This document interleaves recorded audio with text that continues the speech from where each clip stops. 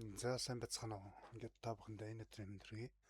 За та бүхэндээ юу үзүүлэх вэ гэхээр ChatGPT-гээр хэрхэн ном хэвлэж болох вэ гэсэн санааг өгье.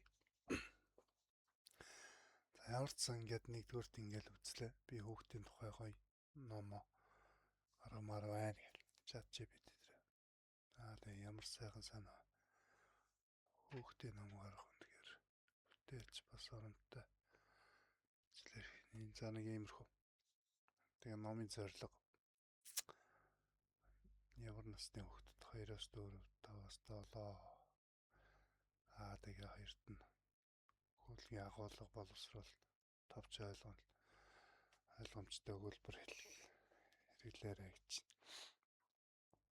Энэ дээр нь одоо энэ номыг хүүхдийн төлөө гэсэн тийм байдлаар танилцуулна.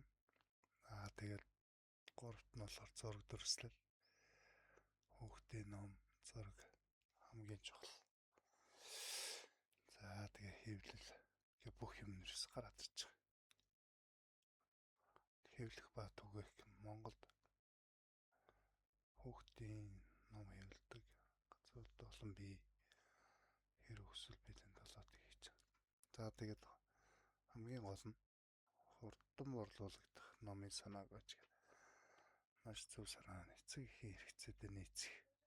Энэ бол мэдээж хүүхдэд ийм сургамжтай, хүүхдэд ашигтай. Тэгээ жоох хүүхдүүдийг тоо ингээд бичиг үсэг өнгө ялгахт нь маш тус нэмэр болохоор иймэрхүү ном бүтээх хэрэгтэй. Тэгээ хүүхдүүд маш сонирхолтой, хөгжилтэй ийм аялал өнгөнд оруулсан зах зээлийн онцлог шинэ санаа эсвэл Монгол холбоотой өрмөц шийдэл. Тэр нь болохоор ингээд нэг одоо Монгол гэр мэртэй хөрх ингээд одоо хоёрын тоон дээр хоёр гэрч гэдэг юм уу те. Тэгэнгүүт тэр байдлаар ингээд хүүхд зураг хэлбэрээр үзүүлвэл хүүхд маш хурдан ойлгоно.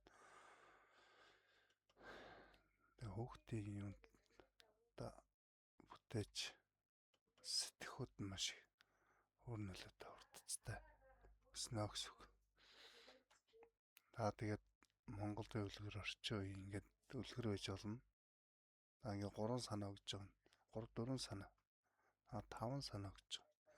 Эднээс ингээд Монгол хэл орчин үеийн өнгө өдөр тутмын хүмүүжлэлтэй холбоотой ингээд шууд угаах найзуудтайгаа хэлдэг харьцах гэдэг их өргөн зураг байдлаар харуулсан.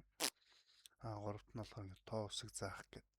Тоо үсэг заах нь болохоор ингээд нэг алим тэ 2 баавга гэсэн тийм байдлыг ингээд зурган байдлаар харуулсан.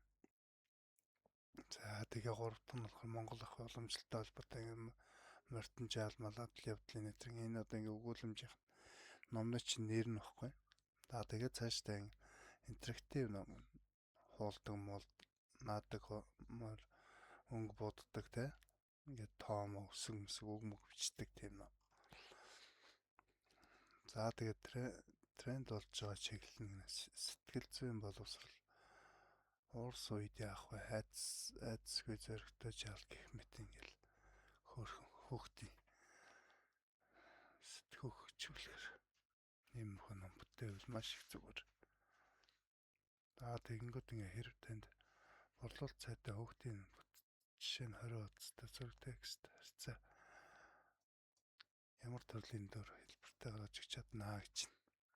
Тэгээ сургамжтай өвлгөр хөдөл явдал хичээл сургалт эсвэл оролцоотой. За би ямар ч сан энэ хичээл сургалт хэсэг тоо өнгө заахыг сонгосон байгаа.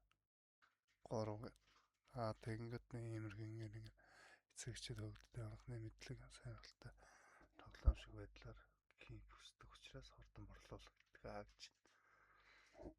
За тэгээ ерөнхий санааны номын бүтц жишээ нь 20 удастай цоглог өнгө миний анхны тоо баасг ингээд явчихж байгаа. За ингээд ойролцоогоор ингээд 24 удастай байж болно. Тэгэл дасгал масгал дизайн хэм маяг нь болохоор том тодонгтой өнгөлөг баяр баясгалантай хөөрхөн гоё зурнуудад шүү дээ. Хүүхдийн анхаарал татах тийм зурнууд байж болно. Хуудас бүртээ текст бага зураг их оруулагч. Тэгэхээр нөгөө хүүхдэд их сонирхно. Цаасыг нь зузаан гэхээр нөгөө хүүхд чинь юм хүн ном дэвтрээ урах тийм бас эрсдэл хийдэг. Тэгэхээр нэмгэн цаасаар бол хэрэггүй баг. За тэгээд ингээд ерөнхийдөө тоо ус өнгөсөн байвал сайн байна гэдгсэн чинь нэг иймэрхүү ингээд санаа өгч байгаа. Одоо жишээ нэгдүгээр утсан томоор ингээд нэгийн тоо тавиад хэвчээд нэг улаан алим. Тэгэхээр хүүхэд нэг алим гэд нэг гэ тоолоос орчно гэсэн. Ерөнхийдөө тиймэрхүү байдлаар за ингээд явж байгаад 20 утастай хамгийн сүүлд нь эцэг эхчүүдийн зөвлөгөө хүүхдтэй өдөр 5 минут хамтдаа уншаарай гэд төхөөрхөн зөвлөмж маягийн хамгийн сүүлд нь оруулаад за тэгээд энэ зөвхөр дизайныг гаргаад өгөөч гэхээр за нэг иймэрхүү юм оруулчихж байгаа. Энэ дээр өөрөөсөө баяжуулж болно. Ардталт нь нөхөрхөн Монголын хүүхдийн зураг мурагтай тийм ээ. Тэгж оруулж болно. Тэгээ бүгдийг гаргадаг. Нэг иймэрхүү санаанд өгч байгаа. За 20 утас нэг иймэрхүү санаа. Ерөнхийдөө бол дайжгүй.